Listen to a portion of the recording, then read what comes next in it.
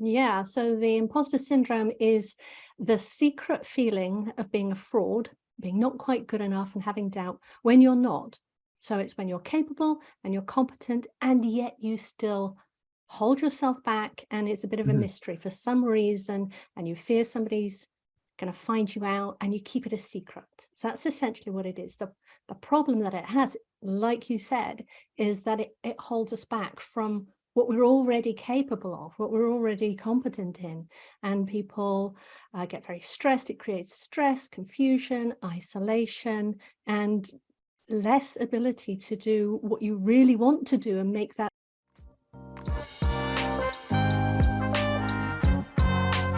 Welcome to the Audacious Living Podcast, hosted by my man, Audley Stevenson, the Odd Man. He'll unpack wisdom and insights from a cross-section of top quality performers in business, media, sports, entertainment, and lifestyle to uncover key elements to help you live your best audacious life ever. So without further ado, here is the Odd Man. Greetings and salutations, folks. It's Audley Stevenson back for another edition of the most audacious podcast the internet has to offer. This is the Audacious Living Podcast, and I appreciate you for being here as we continue our ongoing goal of helping our listeners live their best audacious lives ever. As always, I encourage you to follow us on our social media channels. We're on Twitter, Instagram, and Facebook under the handle The Audacious Pod. Or if you are watching this episode on our YouTube channel, then you know we've got that bell down below. You just tap that, ding, ding, ding, and you're connected to all great things audacious related. Now, we'll be talking about the imposter complex on this edition of the Audacious Living Podcast, and we'll also be spending some time discussing approaches that we can take to actually outsmart it, and that's how we combat it. You see, once we're able to get past the imposter complex and get it in our rear view, if you will, we can take the necessary bold steps that are needed without holding ourselves back or even second guessing our abilities. Now, for those of you who don't know or are not familiar with the imposter complex, or sometimes it's called the imposter syndrome, it's when those feelings of self-doubt creep in and lead us to believe that we're not worthy of the greatness that we're entitled to. I've got Tara Halliday joining me on this episode of the podcast to expand on the conversation a bit more. She, without question, is an imposter complex specialist, and she'll again will expound that conversation and how we can get the best of the imposter complex and not let it hold us back. It really was a delightful chat that I think you'll all enjoy. So without any further ado, here's my conversation with Tara Halliday. Hey, Tara, thank you for joining me here on the Audacious Living Podcast. It is such a pleasure, and thank you for making the time like this. It's an absolute delight. Thank you for having me on here. It's a great, so on this podcast, we spend so much time talking about the importance of us being audacious in our actions and going out and doing all the big and bold things that we're meant to do. And sometimes, on occasion, from time to time, there's this thing that creeps in that impacts that, our ability to do that. And it's a good old imposter syndrome. And as a therapist that you specialize in this work, you know it well, and you've done a lot of work in this area. So I thought maybe as a starting point, maybe you could talk about, for those that have heard the term, it's well known as a term as it is. I think let's start with sort of defining and making sure we understand what we're talking about when we say the imposter syndrome. Yeah, so the imposter syndrome is the secret feeling of being a fraud, being not quite good enough and having doubt when you're not. So it's when you're capable and you're competent, and yet you still hold yourself back, and it's a bit of a mystery for some reason, and you fear somebody's going to find you out, and you keep it a secret. So that's essentially what it is. The problem that it has, like you said, is that it holds us back from what we're already capable of, what we're already competent in. And people get very stressed. It creates stress, confusion, isolation, and less ability to do what you really want to do and make that big, bold move and Right. be audacious in your life. Yes.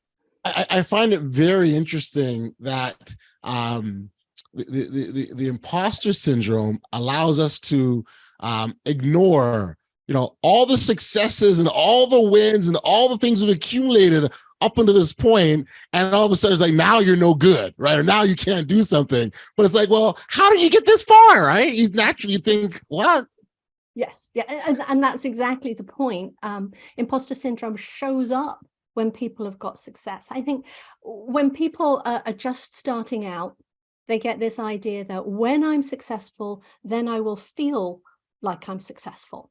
Right. And yet when they get successful and they're still not feeling it, that's imposter syndrome. That's where it's coming up, and it's affecting their thoughts about themselves, feeling not quite good enough, self-doubt. What if they find me out? That then trips your nervous system, and you get feeling anxious or overwhelmed. You go into fight, flight, and freeze. You can't think so well. Right. And then to try and deal with that stress, then you start doing some coping behaviors, like you become a perfectionist, or you procrastinate, you deflect praise, you over prepare, you compare yourself to others, all of those to try and cope with that stress. And then when you see yourself doing those, then you judge yourself for it, feel bad about it. And so you can see these symptoms, they just go in this cycle that just reinforces one another. Yeah. I can see where people beat themselves up, right? Especially when you get into that phase of judgment, like you're just literally beating yourself up over and over and over again. And then you go right back to the start. Yes. And it's just this loop that you're on. Yes, because that seems to be the proof that you're not good enough, because you're doing these behaviors that are not productive, causing you stress, and not helping you, and you just can't seem to get out of them. Yeah. And I think it's important, Tara, that we make the distinction, who's impacted by this, because it's not just any, like it's all, it's impactful to everyone, whether you're the CEO of a major corporation, or you're coming into an entry-level position, right? Yeah, absolutely. So there's, when you're learning something new, and there is this myth, right, that this is a beginner's issue. When you're coming into something new, you're just learning. It's uncomfortable, right? You don't know the ground, you're still learning skills.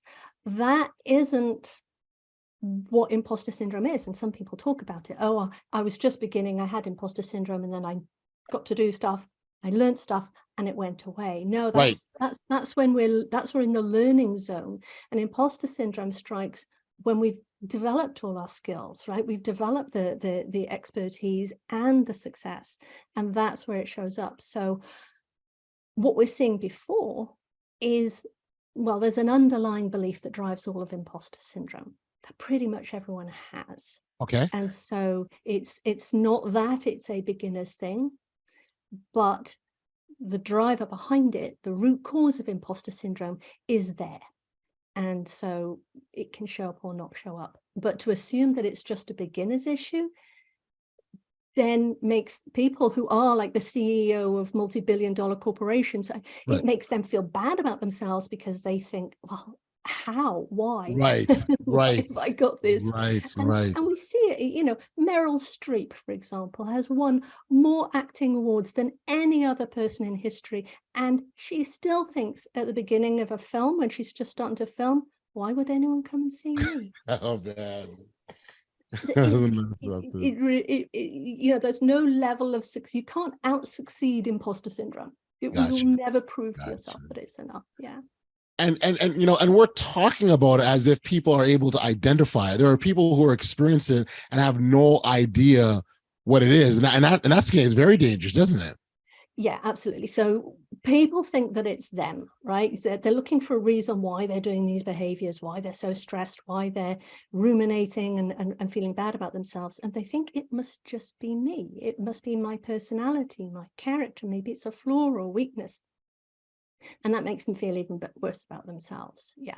The fact is, it's not. The root cause of imposter syndrome is actually a belief.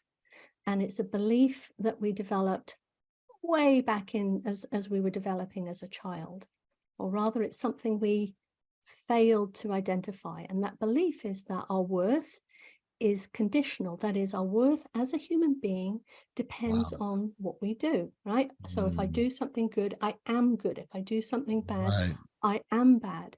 And the belief is that we never separate, what the belief is that we never separated out our worth from our actions. Yeah. Yeah. And that is the root cause of it. So it's not even about your childhood, right? It's not a Right. specific childhood Right. experiences. Right. It's just that at that stage in development where it was natural, it's between 18 months and 3 years old, where a little child is developing themselves, a sense of themselves as an individual person, that individuation, and they don't learn that their worth and their actions are different. And this is 99.999% of people.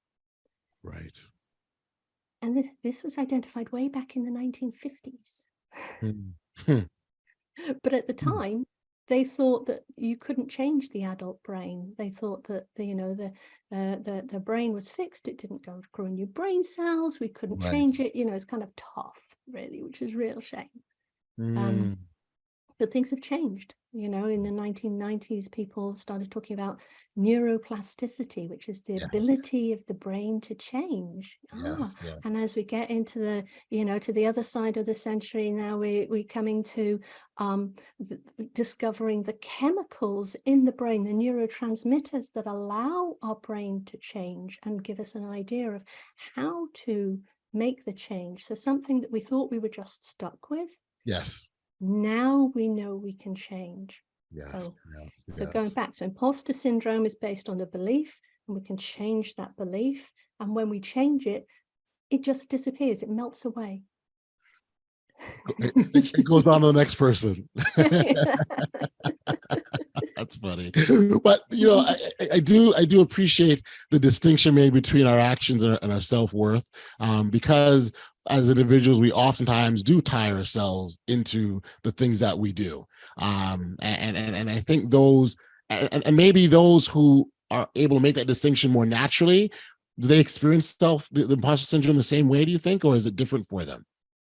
So there are maybe 5 or 6 people in every 10,000 who actually develop a belief that their worth is unconditional, right? They developed it in childhood Wow. through, Yeah. The lottery winners, basically. Yeah. Yeah. Yeah. The lottery winners of childhood, the circumstances were that somebody, caregiver, could teach them it enough. And they have a remarkably different life, because they don't take things personally, right? Mm-hmm. Because it doesn't, something they fail to do something, but it doesn't even occur to them that it makes them bad. Right. So it becomes then, oh, that didn't work, let me try something else. Right? You see Right. the freedom here, because then you're not being bogged down by the past. You're not telling yourself, oh, it must be me. It's like, oh, that didn't work, I'll try something else. Right. It's Freedom. like, yeah, right. Yeah. Just move on to the next thing. Right. It's like, oh, well, and it's interesting because those individuals they seem to be more happy-go-lucky, right? At least that's the impression that, oh yeah, well, hey, this didn't work. Let's try something else, right? And so it's like they don't have time to be bogged down with it. Yes, exactly. The word I like to use is effortless, because when you have unconditional worth, it's like you forget to doubt yourself, right? It's like it doesn't even come up, right? Somebody offers you, oh, here's this great opportunity. Oh, what would I like to do it? Would I not like to do it? Rather than, oh, I don't know if I can. And that's the difference there. Right. Makes sense.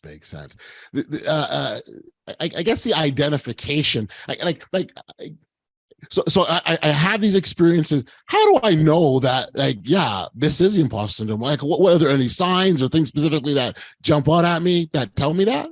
Yeah, so there's the 3 symptoms I mentioned earlier: the imposter syndrome thinking, that self-doubt, that's one; the stress that you're feeling, the tension, the anxiety, overwhelm, right? That's a part of it. So that's plus, right? Plus.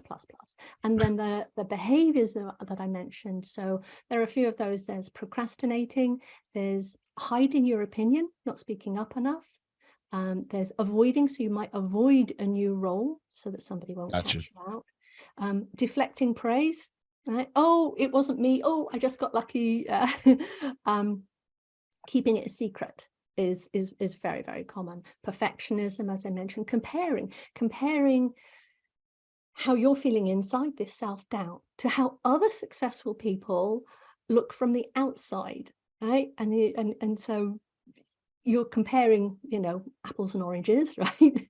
And you're comparing, your self-doubt, and that's making you bad. There's over preparing, which is really, really common. Gotcha. Feeling that you don't have enough qualifications, even though you do. So you go, oh, well, I'll just take this next course. I'll do this next program. And then there's pushing through, which is you grit your teeth and you take, okay, I'm stressed. I'm just going to carry on and hope that I can out-succeed this imposter syndrome. And Right. that never happens. So yeah, so there are all the clues. I also have a quiz, a free quiz that you can take to measure it. So maybe I'll give you the link and you can put it in the. Sure. We can make our listeners check out the show notes and we'll include that link. I would imagine that when you so if you establish yourself, say as an expert on a topic, the syndrome, imposter syndrome, can certainly, I can see where it can weave its way in, because you're asking yourself, you can see the question about, well, who gives you the right to say that you're the expert on this, or what makes you think people are listening to you? Like, I can sort of see especially when you sort of stand out and go, I'm an expert authority on this. Are those people more susceptible to the imposter syndrome? I think it's anyone who's required to stand up anyway. Okay. Yeah. So we're talking, so imposter syndrome shows up when people get to a level. Well, it's most obvious when people are at a higher success level, Right. and they are required to do things like that. Yes. If it's suddenly sprung on you, like it's a new thing like that, then it's often a trigger for imposter syndrome right there. But it's really interesting, because you go to any academics, right, and they are absolute experts in their field. They spent their entire careers studying this one cell and things like that. Yes. They will know how much they don't know. Right. So even though that they're at forefront of human knowledge and scientific understanding, they will know how much they don't know, because there's still more to learn. The difference with imposter syndrome is you think that makes you bad for some reason. You think that makes you not good enough. And that's not the case. So I'm curious, Tara, how did you land on this as a field of work or expertise? Is it something that you had to deal with yourself, or I'm curious? So the way I came to it, when I was 13, I wanted to be a psychologist. Okay. Yeah, which is good. My family didn't want me to, because they didn't think there was any money in psychology, which my American psychologist friends thinks is hysterical. So I studied engineering, and I've got a PhD in engineering. I had a 10-year career, and then I got back to psychology, and I trained as a holistic therapist, and I started working with people. And this is just general people, working with any kind of crisis or difficult situation. And some people did really, really well, but some of them kept coming back, right? And I'm not supposed to do that. They're supposed to be empowered and move on. Right. And so I started looking into why this was. It came down to certain beliefs that they were holding. And so I then tried to find, what is what's going on here. And I came across the work of Dr. Greg Bayer. He's in Georgia. And he talked about unconditional worth. So I went through his programs. I trained as a coach in his programs, working well. A client came to me when I was doing that work and said, have you heard of imposter syndrome? And I said, no, this is 2016. And it really only been starting to talk about March in 2015. And I Right. said, no, I'll look into it. So I jumped in and I did all this research, and I was blown away because the symptoms of imposter syndrome are exactly the symptoms of conditional worth. You know, it was blindingly obvious because I'd had that training. So I thought, okay, right. Right. People can recognize it. The reason people don't recognize conditional worth is because it's below the radar. It's an unconscious belief. We don't consciously think, oh, I'm feeling bad and I'm blaming myself because of my actions. You know, we don't Right. even notice it. It's so prevalent in all societies all around the world. So when I saw that, I'm like, okay, I'm going to specialize in this. And so I did loads and loads of research. I've interviewed over 700 executives, a one-to-one basis about the imposter syndrome. I've written a book to guide coaches called Unmasking, Coach's Guide for Imposter Syndrome. And I've been working with them in that sense for 6 years or so now. Okay. And I've also then done some extra research into neuroscience because I wanted to understand, okay, why does this belief happen? Why does, you know, what's going on? And so I studied neurofeedback, which is where you put electrodes on your brain and you sit in a dark chamber and we measure your brain activity as you go through a belief change process, and we can track and see what's going on in the brain. So I brought all of that together then to create a program that gets rid of imposter syndrome based on the science of how the brain creates that belief and perpetuates it. Right. Yes. That's, so it's been a journey. Yes. Yeah. Well, yes. And it's very expansive. And I very much, and we'll kind of get in the conversation of getting rid of it. I think when we were communicating initially, you said, you know, there's 3 ways to outsmart the imposter syndrome, and I think I'd love to sort of expand on that a bit further, because what I do think is, as much as we're talking about what it is, I think there's true value in figuring, okay, now we know what it is, how do we deal with it? Yes. Well, so the outsmarting. So there's outsmart and eliminate, right? Yes. Yep. So Let's start with the outsmarting, because let's start there. Okay. All right. So the outsmarting is all about your physiology, right? We're going to go into new brain science and body science here.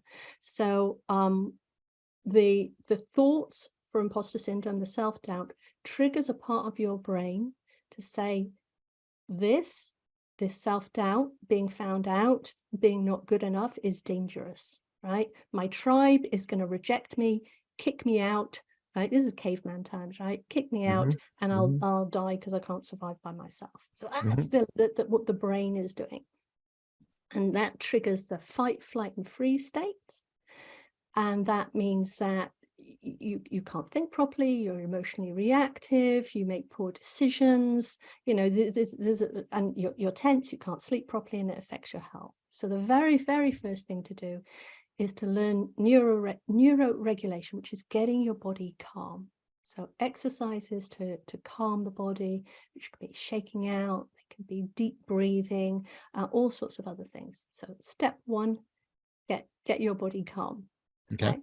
Step 2 is to look at the things around you that would be triggering your imposter syndrome. So imposter syndrome is often triggered certain circumstances where you've got high challenge and low support. So if you look in your life and say, okay, where is all the high challenge? And not just work, right? Anywhere that's creating stress, taking up your time, making you feel bad about yourself, right? And bring up the support to match your challenge, right? We don't want to just decrease the challenge. We don't want to start playing small, right, to try and avoid imposter syndrome and stop feeling bad about ourselves. So bring up the support, increase the level of support you get in, you know, even logistical things, you know, helping a school run for the kids, things like that, getting a tutor, getting somebody to come and mow your lawn, right? You know, the things that could be very, very basic, but bring up those levels of support. So that's the second thing. And then the third thing is to really understand what triggers you. So some people with their imposter syndrome, it shows up in very specific situations. Okay. For example, you can have somebody who will be very happy to do a talk to 1,000 people in a stadium, right? Yes. But you put them in front of the 12 people on their board, and that's their trigger. That's the thing that causes all of this stress. They're thinking bad about themselves. And then you can have somebody else who's complete opposite, right? Opposed to ignoring or pretending it's not there, or some other sort of unsustainable approach. You're like, okay, we'll have to manage this, and part of that is recognizing so where I'm at and the triggers, as you talked about, and I do love the idea of remaining calm, because when you're calm within yourself, there's a sense of peace, and your thoughts it's easy to flow your thoughts through, as opposed to just sort of all sorts of random things going on in your head and chaos, which is what the imposter syndrome wants you to do, right? Exactly. Well, it even goes deeper than that. In 2012, there was a Princeton University study where they looked at people who were stressed and when they weren't stressed, right? Two different same people, two different situations for them. And what they'd noticed when people are stressed is they make poor decisions, right? They're emotionally reactive. They don't look after themselves. They're more impulsive. So Right. they're not managing their lives as well. And they measured these people's IQ, their intelligence. They measured before and after the stress, right? When it was there and when it was not. And they noticed that the intelligence dropped by 13 points. Now, the average IQ is 100, and the standard range goes from between, about 78 to 122. So it's not a very wide range. 13 points is a huge shift in your IQ. What's going on there is when your system gets triggered into the fight, flight, and freeze states, Yes. the blood gets redistributed in your body. It goes to your arms and your legs, so you can fight, you can run away. Yes. One of the places it gets taken away from, because it's got to come from somewhere, one's your digestive system, so you don't digest so well, so it ruins your appetite, kind of thing. The other is the part of your brain. It's called the prefrontal cortex. It's at the front of your brain, just behind your forehead. And this is your logical thinking and strategic planning part of the brain. So now it makes sense. When you're not calm, when you're stressed, your brain literally does not have the oxygen and the nutrients to be able to function at your full capacity. Yes. That makes so much sense. So staying calm is essential if you want to be performing at your best. So so thank you for that, because I've never heard that before. One, and the other thing, it helps. I've often said that when you're emotional, you're making emotional decisions is never a good thing. And now the physiology of you explain as to why that is, because you're not having the appropriate level of blood and oxygen, which, blood carries oxygen to your brain to be able to make appropriate decisions, right? And so finding ways to stay in that place, I would say, at least what you're saying, is critical. Yes, absolutely. You could almost put that on a poster, if you want to succeed, stay calm, right? That's what it's fundamental. Yes. Wow. I always walk away with learnings, and I've got, this is definitely a huge learning for me, and understanding that. And because again, it's provide context is something I've always believed in, and I've always believed in. So, when you're going to make these decisions, just make sure you're calm and you can think properly and think straight and not just react, is really what we're talking about here, right? Yeah. Oh man. So we outsmarted this thing, right? We outsmarted it. We found ways to manage it, as you said. That's only temporary, obviously. We want to get rid of it now, right? That's what ultimately what we really want to do. What does that process look like? So that process involves first getting calm. So doing all the outsmarting stuff first, because what we're doing now is we're changing the brain. So there's the belief that your worth is conditional. Yes. Is a belief that's held in a part of the brain called your amygdala. Yes. Which is two little places behind the eyes, in front of the ears. And those are your fear filters. So like a a computer virus checker, right? It scans all the information coming into your brain from all of your senses and your thoughts. Yes. And it sees, is there a danger here? Is there anything that's going to trip me up? Is there anything that's going to threaten me? And if it finds something that is a potential threat, it triggers the nervous system, right? This is the way that your body is supposed to operate to keep you safe, to allow you to survive. Now, the problem is that the belief that our worth is conditional is stored in the amygdala. So it's one of the things that triggers us. So what we need to do then is change that belief. And we do that by changing the way that our brain thinks about the process. So we go through the step-by-step process, and we change a combination of emotions and memories. So the way the amygdala operates, it stores emotion memories. Okay. Right? So it's a combination of the two. You can't separate them out. So you find one of those emotion memories, right? That's triggering you. That's making you going to fight, flight, and freeze. Right. And then you step through it in a way to you feel into it. You then shift your perspective, right? So you see the positive. So you're feeling the bad about it. Now shift your perspective and you start to feel more positive about it. Then there's a whole bunch of understanding things. There's a framework to understand people in a way that is non-judgmental, is accepting, is very positive. But the thing is, what's going on there is you're changing your emotions. Now, we get to, now this is where it gets really technical, if that's okay.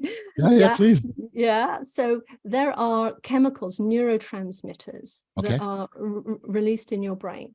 And what emotion stimulates the release of acetylcholine, which is a neurotransmitter, which makes your brain plastic, right? It makes your brain able to change.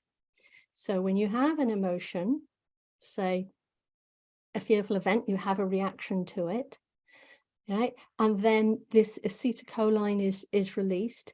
And if you carry on having a negative emotion, it reinforces that belief. If you change the emotion, then it tamps it down. Right. It is that. So you've got this series of situations that are kind of the proof to your brain that your worth is conditional, right? You've got this belief, you've got all these layers of proof that this is what happened, because this is where your personal experience comes in. So what we do is we take away the proof that your worth is conditional, and we get to the point where we're looking at, oh, actually, my worth is unconditional. Right. That's the process. So it's psychology, it's neuroscience, it's physiology. How long can this take, this process? About 8 to 12 weeks. Oh wow. Yeah. 3 to 4 hours a week. Right. It's not a full-on process. So in terms of, you talk about things like therapy, for example. This isn't therapy, but you talk about therapy, and that can be, from months to years. So this is actually much, much shorter, because we're using the way that the brain creates memory in the first place to change it. Yourselves, how we perceive ourselves, all these things are important, these types of conversations to have. What if you share your thoughts on that, like in terms of just how we talk to ourselves? How we talk to ourselves, where does that come in all of this? Yes, that's right. Yeah. So the way we talk to ourselves is that was coming back to the imposter syndrome thinking, right? If we try to change just the way we talk to ourselves without changing our physiology, right? Without getting calm, without changing the coping behaviors, the patterns, then we struggle. We can't, because it's this cycle that's driving it, and we can't seem to break out of it. So this is why many people say, okay, let's just change our mindset about ourselves. Well, that's just trying to focus on one of the symptoms. So you've got to actually approach all of these 3 symptoms together, and when you do that, then you can outsmart You can do the outsmarting and managing part. Yes. But the driver for those thoughts are that belief. So when you change that belief, when your worth is unconditional, then, as I say, you forget to doubt yourself, right? It's effortless. It doesn't occur to you that this might be personal, right? Yeah, yeah, yeah, yeah. And so rather than being driven by, oh, I have to prove myself and things like that, your motivation shifts and it becomes, I wonder what I could do next, right? It becomes Mhm. expansive and it becomes an adventure because Mhm. you can, because you're not being held back by your thinking, but you're also not trying to just convince yourself that Right, everything's okay, right? right, right. Because part of you, right, this belief will go, oh Yeah, no, I'm not. that's right. And it'll provide all the evidence to prove it. That's right. That's Yes, exactly that's it. exactly it. Yeah, The, yeah. the, the word that kind of comes to mind as you're talking is grace, right? Like having grace with ourselves and giving ourselves space and room to understand that, okay, in this moment, this thing happened, but that doesn't, that's a judgment on who you are as an individual. I love that word. That's beautiful. Yes, grace. I would say it's a very deep level of self-acceptance, Mm, right? And that when you accept yourself, right? And okay, you make mistakes, and right. and you're still okay. Yeah. Yes, yes, Yeah, yeah, you're still, and as far as your nervous systems, you're still safe, right? You can yes, still be calm. And yes. that, so yeah, self-acceptance, grace, effortlessness. So here's a word safe. I mean, it goes right back to safety. I mean, that's an important one too, that you are safe, and that, regardless of where your thoughts are taking you and where it's going, where you are in this moment is you're safe and you're calm, right? And so Yes. those are all great words that we should be using, I think, to reinforce in our vocabulary, in our minds, in our thoughts. Safe, I'm calm, I'm okay. Yes. Right? Yes, definitely that's the direction to go in. Now I know that you understand this from everything that you've said, but some people hear calm and they think Uh-huh. it's a low energy state. But Mm, actually you can be energized yes. and calm. You can be intensely focused and energized and calm, and that is the flow state, or Mm, the zone that athletes call it.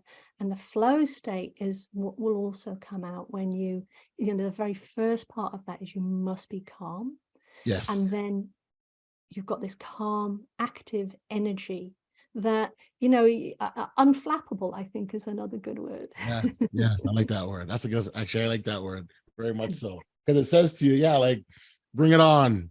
I'll just keep going, right? I'll just Yes. keep on going regardless what. Yeah.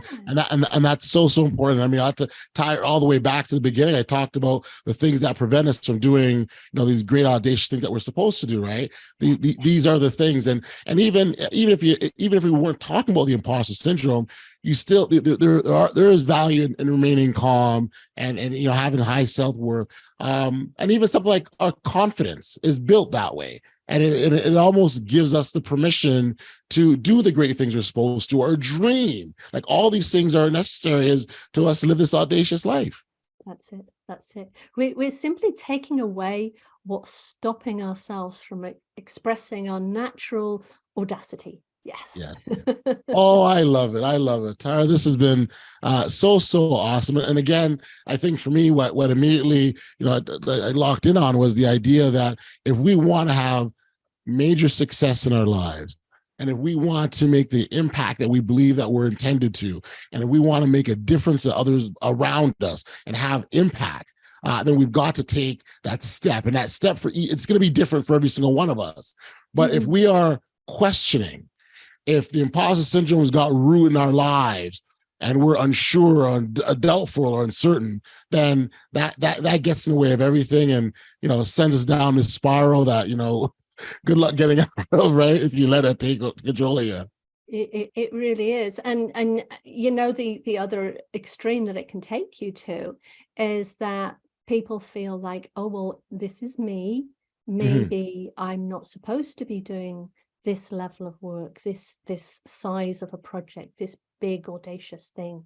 Right. Maybe I stop. It causes people to burn out. It causes people to quit careers.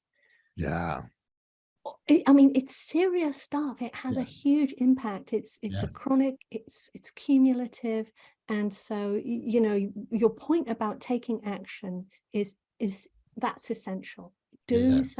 Doing something about it, right? There's two things here. One is you can do something about it, right? Yes. It's not your personality. It's not a personal Right. weakness or anything like that. It's Right. something you can change and you can do something about it. And the other is, you know, it's really not you, right? And that is the key. Awesome. Awesome.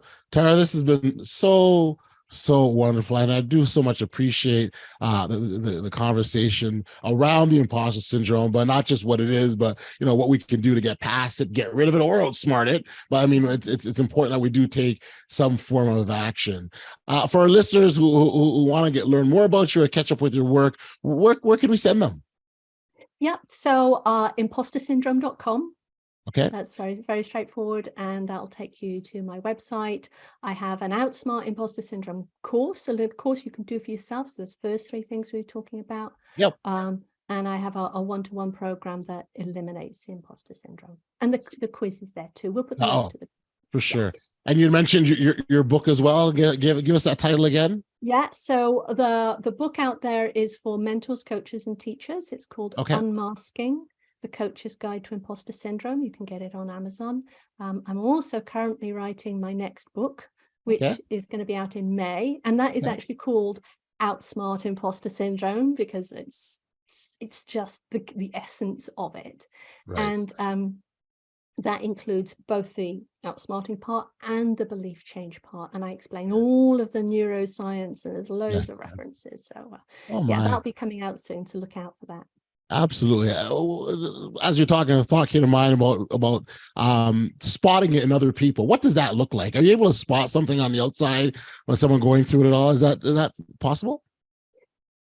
It can be hard to do because people keep it a secret. And one of the things that, you know, if you're starting to guess, then you're really not, we don't know what's going on inside someone else's head. And very often the people that you think are the most confident, the most successful, you know, are the ones who are suffering from it the most. Gotcha. So yeah, I mean, this is why it's important to do the work, and I appreciate you having me on the podcast to talk about this, because we need to stop it being a secret. We need to stop people thinking it's just me. No, it affects over 70% of high achievers at some point in their career. Wow. You know, it's not a small thing. Wow. Yeah. And again, and I'm glad that you specifically pointed out the fact that high achievers are susceptible and impacted. It's not just because, you know, it's you're never ever above it, right? Exactly. It's always there. So yeah, it is not a developmental stage, definitely. Right. Yeah. As you said, it's not for beginners, right? It's not just for beginners. No. So funny. Again, thank you for the time. This has been awesome. I know I'm walking away with my mind a little blown, a little bit, going, oh wow, and you know, hoping me to even in my own life recognize, hey, what's happening to me in this moment? Because I think part of, and again, that's part of the calmness thing, when you can recognize and stop and what is happening, like you take a pause almost, and then that will sort of guide your next steps. And so that will something I certainly will be thinking about as well. So thank you for this. My absolute pleasure. This is great to be able to share this with you and all your listeners. All right. Take care. Back we are on the podcast, and much thanks and appreciation goes out to Tara for being here and opening up our understanding of the imposter complex. But then, and even more importantly, how we can outsmart it, get past it, and let it be a thing of the past. So thanks again, Tara, for being here. It's really, really appreciated. You know, there were a lot of great nuggets of insights that Tara shared with us as I reflect on the conversation we had. And I appreciated so much of what she had to say. But if there was just one thing that I would take from our conversation, it would have to be this. As humans, we all crave acceptance and love from those around us. We desire validation and approval from others to reinforce that we are enough and worthy of their attention. But what if we're able to find that validation within our own selves? What if we could cultivate unconditional self-worth? Now, for those who are familiar with the term, unconditional self-worth is a belief that we are inherently worthy and valuable regardless of the external circumstances or the opinions of others. It is accepting and loving all parts of ourselves, including those flaws and mistakes, and really realizing that they do not define us regardless what tells us differently. So the question is, how do you cultivate unconditional self-worth? Well, it starts with awareness and mindfulness. We must become aware of our negative self-talk and the internal criticism and challenge it every opportunity to get with compassion and kindness. It's important to recognize that we are all imperfect humans and will make mistakes. It's just inevitability.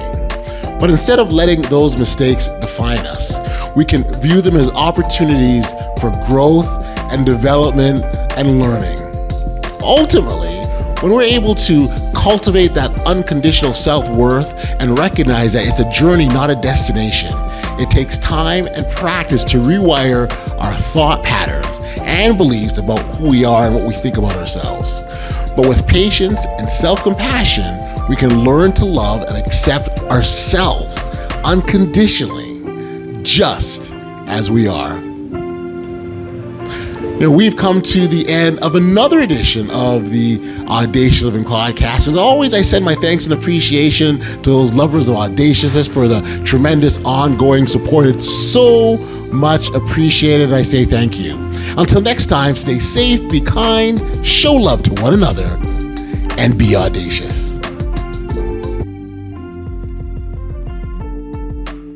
You've been listening to the Audacious Living Podcast, hosted by Audley Stevenson. If you enjoyed what you heard, be sure to like, subscribe, and share. Until next time, be audacious.